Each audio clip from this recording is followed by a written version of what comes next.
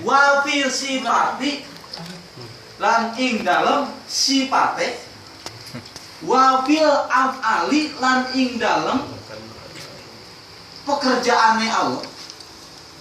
Wa makna wahdaniyati lan utawi maknane sifat wahdaniyat fi dzati ing dalem dzate Allah, annaha satuhune utawi wahdaniyat ing dalem dzate Allah iku laisat muraqobatan ora nono den susun-susun anjudin saking pira-pira juj muta'addidatin kang bimbilangan.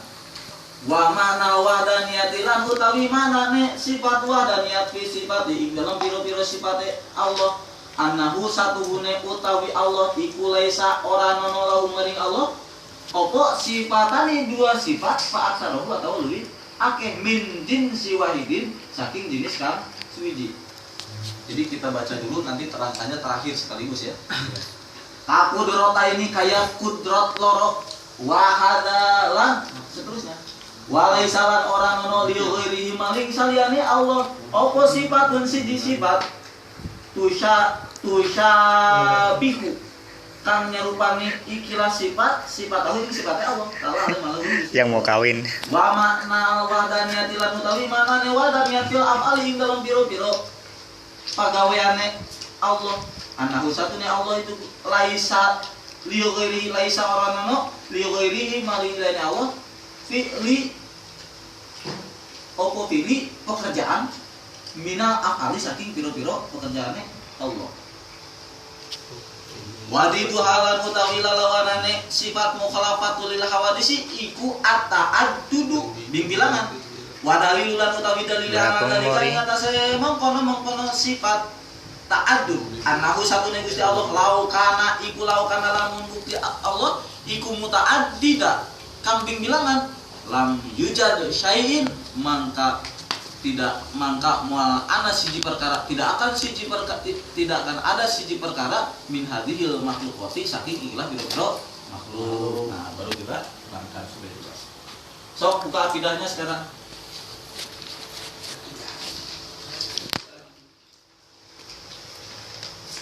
Ada semuanya udah? Sok dibaca dulu itu akidah yang 50-nya itu wujud aja ya.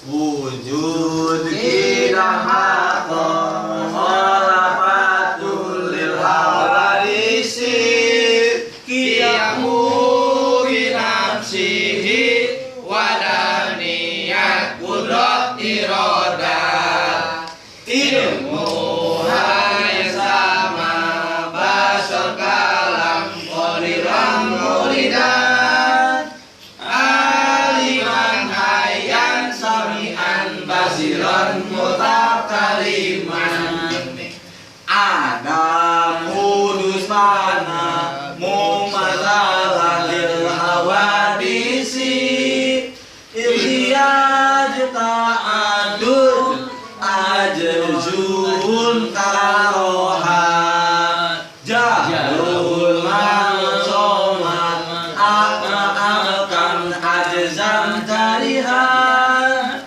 jahiran laitan asoman amma al-kaman lalu ditambah satu dengan sifat yang jadinya membuat sesuatu bisa mungkin dengan tidaknya.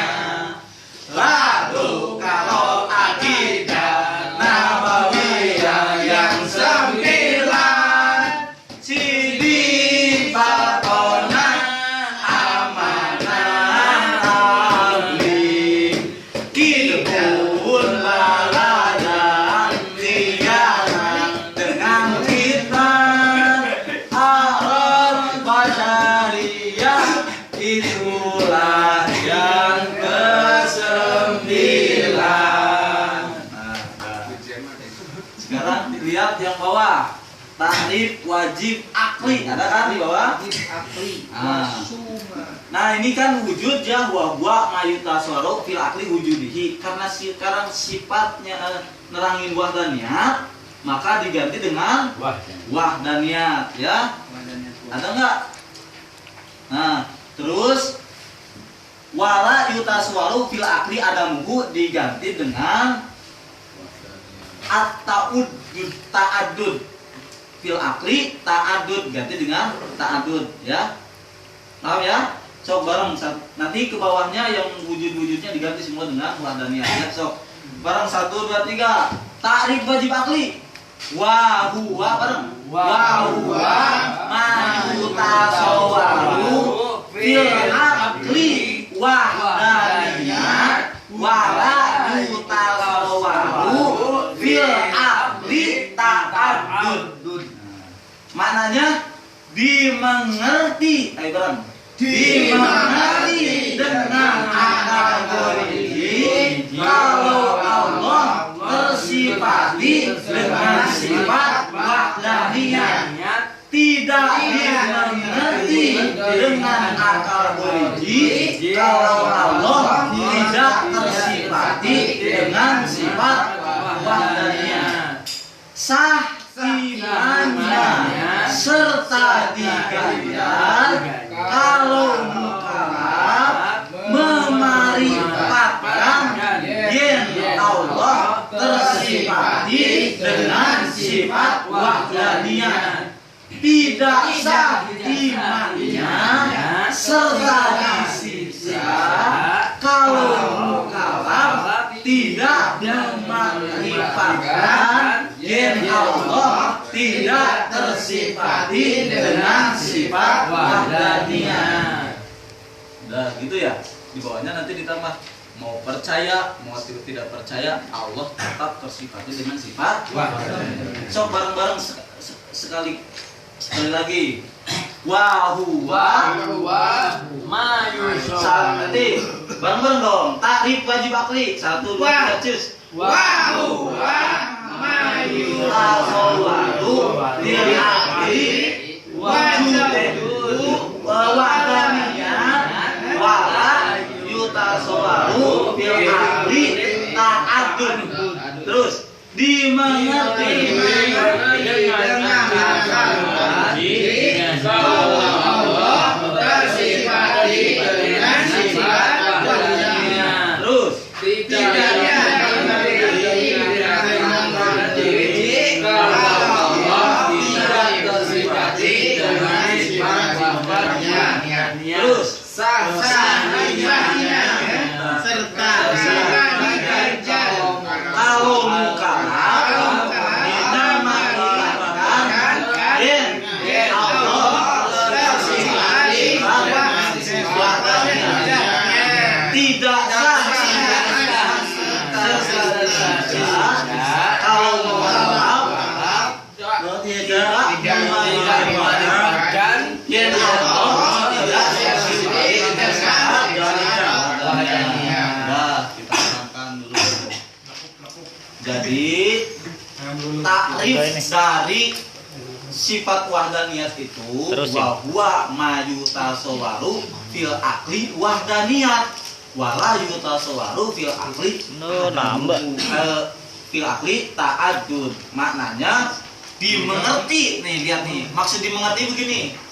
Dimengerti oleh akal goriji. Akal goriji itu gimana sih? Kalau lihat gunung, jadi bukan dilihat gunungnya, siapa yang menciptakan gunung.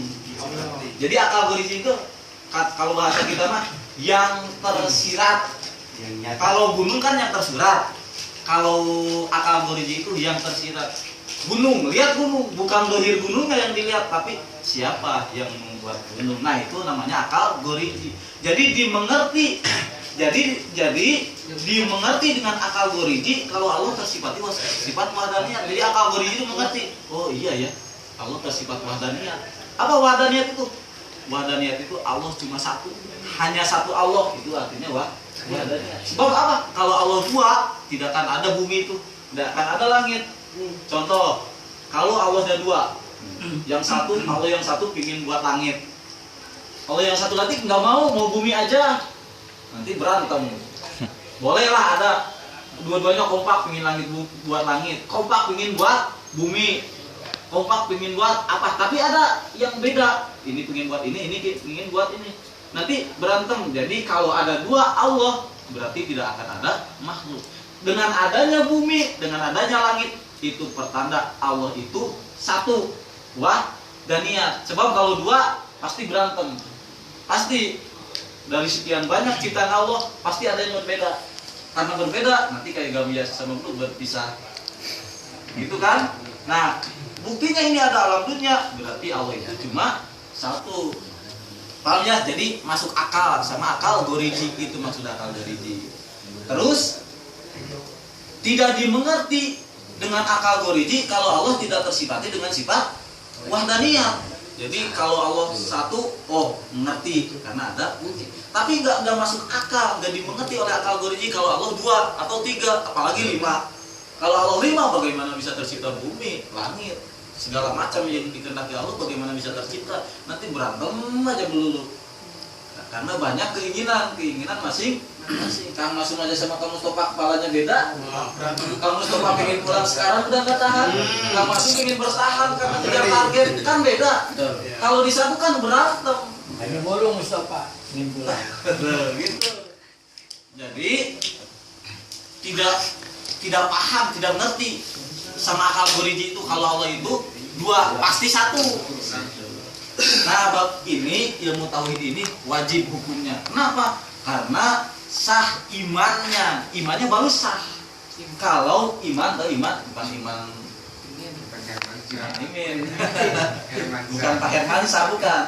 Iman itu sah imannya serta diganjar diberi pahala kalau mukallaf meyakinkan bahwa Allah tersifati dengan sifat wahdaniyat, berarti wajib ngaji ini. Kenapa? Karena bagaimana bisa sah imannya kalau tidak tahu keilmuan tentang wahdaniyat, bahwa Allah itu satu.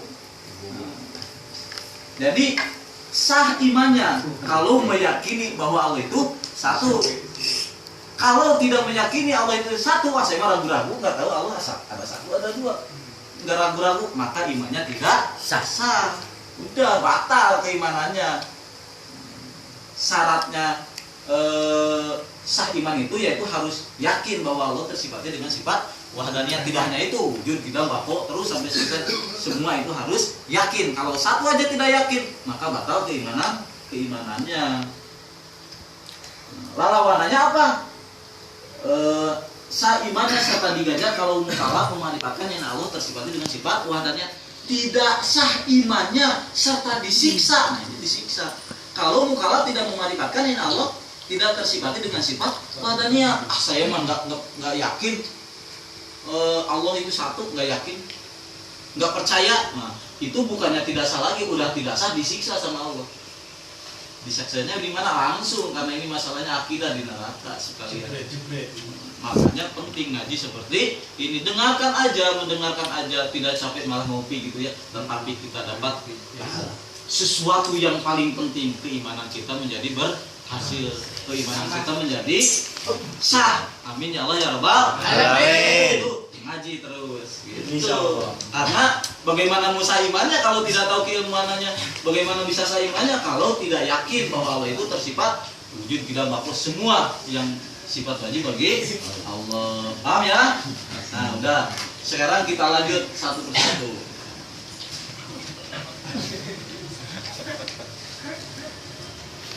Bismillahirrahmanirrahim. Kita bongkar ini. Apa wahdaniyat itu ya? Wahdaniyat artinya hanya satu Allah. Allah itu cuma satu. Kalau Allah dua berarti tidak wahdaniyat. Lawanan dari wahdaniyat adalah sifat ta'addud. Ta'addud itu apa? Bilangan. Bilangan itu lebih dari satu. Berarti Allah itu satu. Lawannya berarti banyak, lebih dari satu. Jadi Allah itu wajib tersifati dengan sifat wahdaniyat, satu Allah. Wahdaniyat yang dimaksud di sini itu ada tiga maksud. Tadi dalam kitab kan sebutin ada tiga maksud. Wahdaniyat itu ada tiga arti. Tadi ditulisnya wahdaniyat ada tiga arti. Apa saja? Nah, yang pertama wahdaniyat fi dzati. Wahdaniyat di dalam zatnya. Nanti kita terangkan satu-satu. Yang kedua, wahdaniyat di dalam sifatnya. Dan yang ketiga, wahdaniyat di dalam pekerjaannya. Kalau bahasa Sunda mah damelna, damel Allah. Pekerjaan Allah. Jadi maksud dari wahdaniyat di sini ada 3 bagian. Ada 3 arti. Satu, wahdaniyat apa? Zatnya. Yang kedua, wahdaniyat sifatnya. Yang ketiga, wahdaniyat pekerjaannya. Wah, ya kita bahas satu-satu. Wahdaniyat dalam zatnya artinya apa? Sesungguhnya zat Allah tidak disusunkan dari berbagai macam bilangan yang banyak. Kita hayati. Allah tersifati sifat wahdaniyat dalam zatnya. Artinya apa? Zat Allah itu tidak disusunkan dari berbagai macam yang bilangan yang banyak. Contoh, lihat sepeda. Dikatakan sepeda kalau ada bannya, lalu dirangkaikan dengan batangnya, lalu dirangkaikan dengan sadalnya, joknya, lalu dirangkaikan dengan stangnya, barulah dinamakan sepeda. Kalau bannya doang tidak dirangkaikan dengan batangnya, itu mah bukan sepeda. Apa namanya? Ban. Kalau batangnya doang tidak dirangkaikan dengan ban, dengan stang, dengan sadel, itu mah bukan sepeda, namanya batang sepeda. Kalau stang doang tidak dengan batangnya, tidak dengan bannya, itu mah bukan sepeda, namanya stang. Nah, Allah itu tidak seperti itu.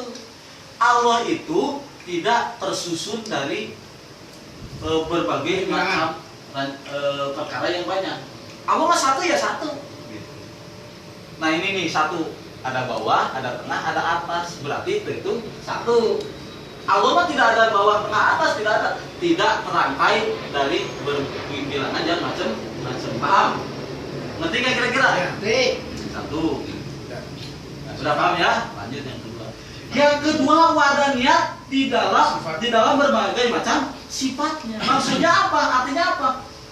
Sesungguhnya Allah, tidak ada pada Allah 2 sifat yang lebih banyak dari 1 jenis, seperti adanya kudrat 2. Nah, sifat wahdaniyat sifat wahdaniyat Allah yang berupa sifat di sini maksudnya gimana? Kudrat Allah cuma 1. Tidak mungkin kudrat Allah 2. Jadi Allah itu kan kawasa ya. Allah itu kawasan. Kawasannya Allah cuma 1. Kalau kawasannya Allah 2, nanti berantem ya kayak tadi. Kalau Allah ini kuasa 1. Wow, kuat hebat. Ini juga kuasa juga hebat. Ini pingin ngadain bumi, ini pingin ngadain langit. Ini yang gak mau berantem. Karena berantem berarti tidak mungkin. Nah, Allah itu wahdaniyat sifat itu sifatnya tidak memiliki 2 kudrat di dalam 1 sifat. Ngerti nggak maksudnya? 2 kudrat di dalam sifat. Jadi kekuasaan. Contohnya kalau Allah jago, ya udah 1 jago. Tidak ada 2 jago. Allah itu ada 2 lah. Jadi kekuatannya ada 2. Nanti bertempur. Bisa-bisa tim tank, perang kayak gitu-gitu kan? Nah, kuasanya Allah cuma 1. Tidak 2. Maksud dari sifatnya itu. Sifat Allah itu kan salah satu contohnya kudrat, kekuasaannya. Allah menciptakan langit. Nah, pokoknya gitu deh. Paham ya kira-kira ya? Paham ya? Susah? Sekali lagi supaya dimengerti, yang penting ngerti kudrat wahdaniyat Allah dalam sifatnya, yaitu sesungguhnya Allah tidak disusun sifat ya. Tidak ada pada Allah 2 sifat yang lebih banyak dari jenis sifat yang lain. Ya, salah satunya kuasanya Allah. Kuasanya Allah cuma 1. Tidak akan 2 karena sifat itu kan. Kalau 2 atau 3 nanti pada berantem, tidak akan jadi langit bumi. Karena 1 barulah jadi bumi. Itu yang kedua. Yang ketiga, wahdaniyat yang dimaksud di sini dalam berbagai macam pekerjaan. Artinya sesungguhnya tidak ada pada selain Allah memiliki pekerjaan sebagian dari berbagai macam pekerjaan Allah. Maksudnya begini. Wahdaniyat Allah dalam berbagai macam pekerjaan. Allah menciptakan langit dari Adam menjadi tidak ada. menciptakan bumi dari ada menjadi tidak ada. Sekarang dibandingkan dengan Kang Mustafa. Kang Mustafa bisa menciptakan langit? Nggak bisa. Kang Masum bisa menciptakan bumi? Nggak bisa. Kang Masum bisanya menciptakan condro dari singkong. Berarti dari ada menjadi ada, itu kan pengalihan. Pengalihan dari singkong menjadi condro. Pengalihan dari goreng pisang menjadi pisang, sama aja itu mau dirubah, cuma dibungkal aja sama terigu.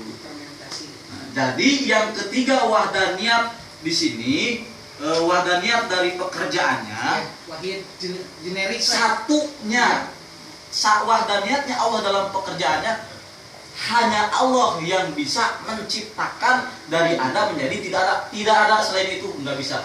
Pak Deni juga nggak bisa menciptakan dari yang tidak ada menjadi ada. Nah, maksud di sini itu. Jadi Allah, wahdaniyat Allah dalam pekerjaannya cuma satu Allah, yaitu hanya Allah, tidak ada yang lain yang bisa menciptakan dari ada menjadi, dari tidak ada menjadi ada. Contoh, menciptakan langit asalnya nggak ada jadi ada.